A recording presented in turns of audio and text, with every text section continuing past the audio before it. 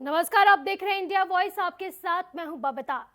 कल यूपी उपचुनाव में बीजेपी ने शानदार बाजी मार ली। रामपुर लोकसभा सीट के साथ साथ बीजेपी आजमगढ़ सीट भी जीत गई। रामपुर में बीजेपी की 42,142 वोट से जीत दर्ज हुई है, जहां बीजेपी के जश्न भी शुरू हो गया है। यूपी में दोनों सीटों की जीत पर सीएम योगी ने प्रेस कॉन्फ्रेंस भी की। योगी ने कहा कि डबल इंजन की सरकार ने यूपी को डबल जीत दिलाई है। यूपी में उपचुनाव की जीत पर योगी ने कहा कि ये बीजेपी के सुशासन की जीत हुई है। आगे योगी ने कहा कि यूपी की जनता ने उपचुनाव में बीजेपी को जिताकर एक दूरगामी संदेश दिया है, यानी कि 2024 को उन्होंने टारगेट करते हुए ये कहा है कि दूरगामी संदेश दिया गया है। आजमगढ़ से दिनेश लाल यादव निरहुआ ने सपा प्रत्याशी धर्मेंद्र यादव को हरा दिया। निरहुआ को 3,12,768 वोट तो धर्मेंद्र यादव को 3 लाख के जितने वोट मिले हैं। वहीं रामपुर में बीजेपी उम्मीदवार घनश्याम सिंह लोधी की अगर बात की जाए तो घनश्याम सिंह लोधी ने 42,192 वोटों से सपा उम्मीदवार असीम रजा को हरा दिया है। उपचुनाव में बीजेपी के इस बम्पर जीत ने सभी को हैरान करके रख दिया, क्योंकि इस बार सालों के बाद सपा के गढ़ में आजमगढ़ और रामपुर खासकर बीजेपी ने किला फतेह किया है। इसी मुद्दे पर हम आज खास बातचीत करेंगे। तो कल जो है उपचुनाव था। उपचुनाव में जो है बीजेपी ने भगवा लहर जो है पहुंचाई है। भगवा लहर जो है वहां पर एक तरह से लहराई है। तो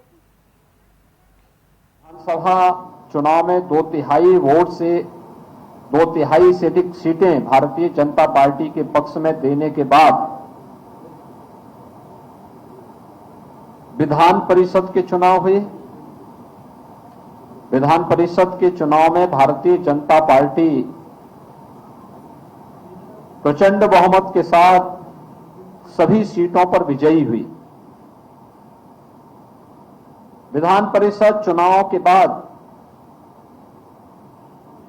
2 सीटों पर लोकसभा के उपचुनाव हुए हैं और इन दोनों सीटों पर भारतीय जनता पार्टी ने आजमगढ़ में से दिनेश लाल यादव निरहुआ,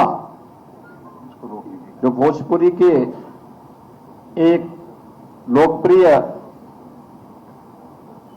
कलाकार हैं,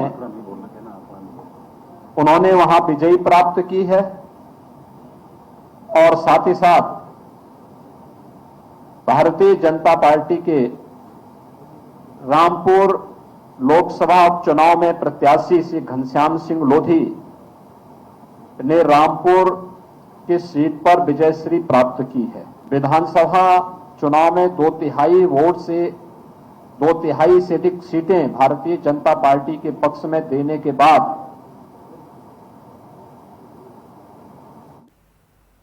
तो कल उपचुनाव था। उपचुनाव में बीजेपी की प्रचंड जीत हुई है। इसी पर चर्चा के लिए मेरे साथ मौजूद हैं कुछ गेस्ट। धीरे धीरे उनका इंट्रोडक्शन करवाऊंगी आपसे। राहुल लाल जी है, वरिष्ठ पत्रकार है, बहुत बहुत स्वागत है सर आपका। खेमचंद शर्मा जी है, बीजेपी प्रवक्ता है, जो आपका भी स्वागत है सर। अखंड प्रताप शाही लखनऊ से संवाददाता है, आपका भी स्वागत है। तो सभी से सबसे पहले सर आपसे बात करना चाहूंगी खेमचंद जी, क्योंकि बीजेपी के लिए कल एक बहुत बड़ा दिन था, प्रचंड जीत हुई है। सपा के गढ़ जिसको भेद पाना मुश्किल था, उसे कल बीजेपी ने भेद दिया है।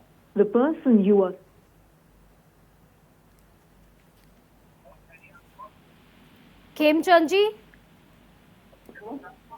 जी, बीजेपी प्रवक्ता है खेमचंद शर्मा जी, कल काफी बड़ा दिन था आपके लिए। कल सपा के गढ़ में आपने सेंधमारी कर दी है। देखिए, डबल इंजन की सरकार ने जिस तरीके से उत्तर प्रदेश में काम किया है, जिस तरीके से लोगों की सेवा करी, जिस तरीके से विश्वास जीता है, उसी का ये परिणाम था कि उत्तर प्रदेश में जो ऐसे गढ़ जो हमेशा से ऑलमोस्ट हमेशा से समाजवादी पार्टी के पास रहे हैं, आजमगढ़ और रामपुर, उनको भारतीय जनता पार्टी ने फतेह किया है और ये फतेह हमारे सभी कार्यकर्ताओं की है। रामपुर और जो आजमगढ़ की जनता है उनकी है और ये दूरगामी संदेश देता है कि आने वाले समय में भी भारतीय जनता पार्टी उत्तर प्रदेश में जोरदार तरीके से जीतने वाली है। लोगों में भारतीय जनता पार्टी की एक्सेप्टेंस है, लोग भारतीय जनता पार्टी को चाहते हैं, लोग बाबा का जो सुशासन है, बाबा का जो काम करने का ढंग है उसको चाहते हैं और ये जो अग्निपथ योजना है उस पर भी युवाओं के अप्रूवल को दिखाता है कि उत्तर प्रदेश के युवा अग्निपथ योजना के साथ खड़े हैं। इसीलिए उन्होंने रामपुर और आजमगढ़ में भारतीय जनता पार्टी का साथ देकर मोदी जी के हाथों को मजबूत करने का काम किया है। तो कहीं ना कहीं आप ये मानते हैं कि जिस तरह से योगी जी का बुलडोजर चला है वहीं पर पीएम मोदी जी की जो जितनी भी योजनाएं लोगों तक पहुंची है उसी का असर है?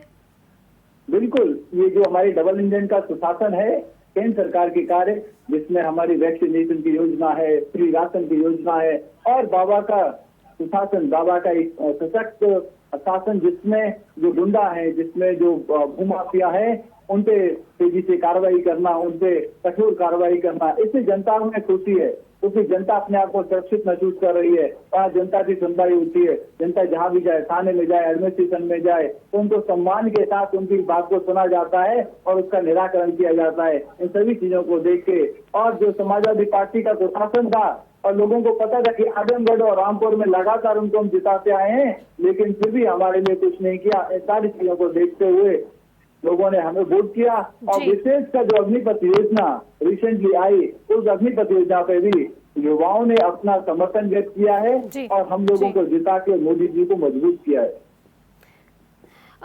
राहुल लाल जी भी हमारे साथ है यहाँ पर मौजूद। राहुल लाल जी, क्या लगता है, क्योंकि कल बीजेपी ने सेंधमारी कर दी है, सपा को हार मिली है, क्या लगता है कहां से सपा को चूक हो गई? सबसे पहले तो इस अभूतपूर्व सफलता के लिए भारतीय जनता पार्टी और जो उनके यहाँ पे प्रतिनिधि हैं खेमचंद शर्मा जी, बहुत बहुत बधाई।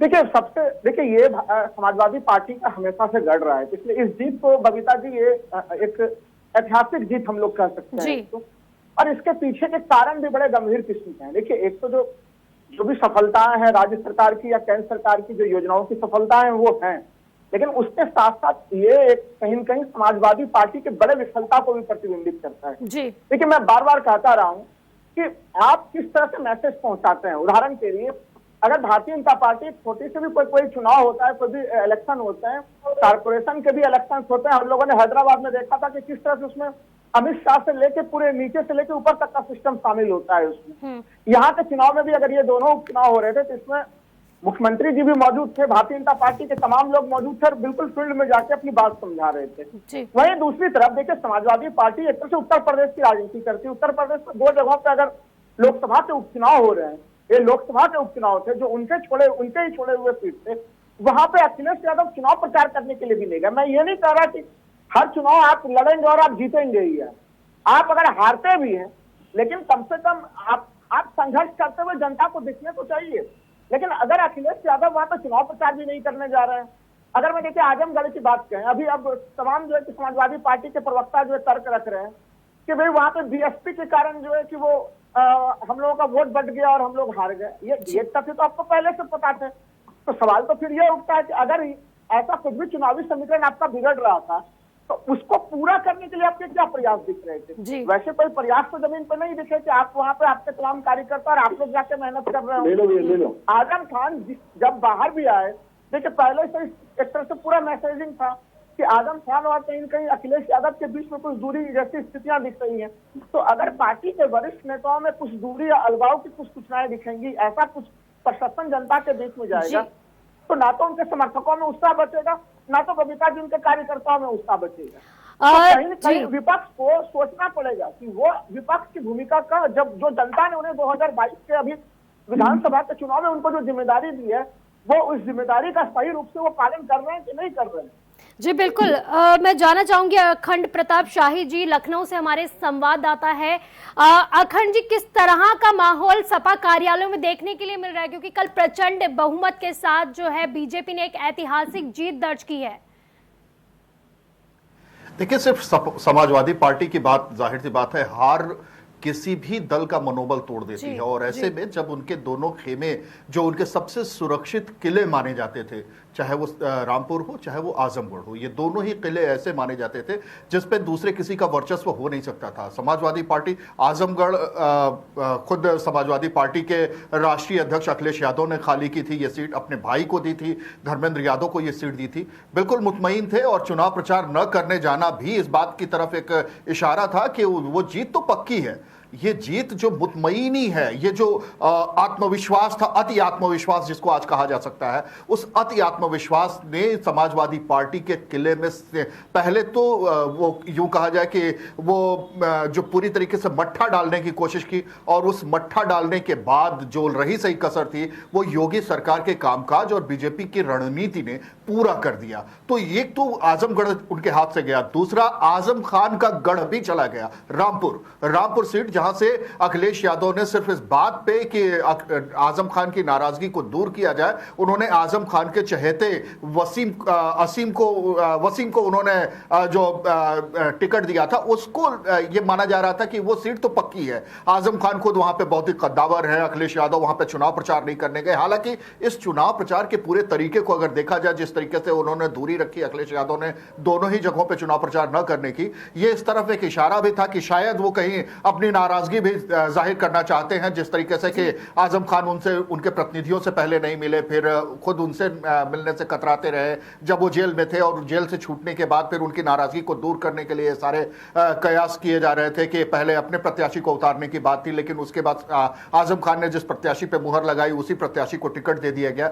दोनों ही सीटें उनके हाथों से चली गई, तो जाहिर सी बात है समाजवादी पार्टी का चेहरा तो उतरा ही होगा, और समाजवादी पार्टी में वही देखने को मिल रहा है। समाजवादी पार्टी पूरी तरीके से मायूस है, और ये मायूसी आने वाले समय के लिए एक बड़ा खतरा बीजेपी जो समाजवादी पार्टी महसूस कर रही है, वो उसके सामने अब बड़ी चुनौती के रूप में आ रही है। और जिस तरीके से राजनीतिक बयानबाजी हुई है, चाहे वो खींच हो, चाहे वो बयानों में चुटकी हो, या फिर यूं कहा जाए अपने जीत को लेके जो बीजेपी का जो बयान आया है, खुद मुख्यमंत्री ने जिस तरह से चुटकियां ली गई थी, काफी तरह के बयानबाजियां सामने आई थी, ओवर कॉन्फिडेंट ज्यादा हो गए थे अखिलेश यादव जी, तो उसी का परिणाम जो है उन्हें इस बार चुनाव में देखने को मिला है। खेमचंद जी, आपसे सवाल करना चाहूंगी, कहा जा रहा है जिस तरह से हमने अभी रिजल्ट देखे और पिछले अगर चुनावों से अगर इस चुनावों को कंपैरिजन किया जाए तो पिछले चुनावों में ज्यादा वोटिंग हुई थी, इस चुनाव के अगर हक में अगर देखा जाए तो मतलब पिछले चुनाव में ज्यादा वोटिंग हुई थी। क्या लगता है बीजेपी की एक जीत का कारण ये भी है कि कम वोटिंग हुई है?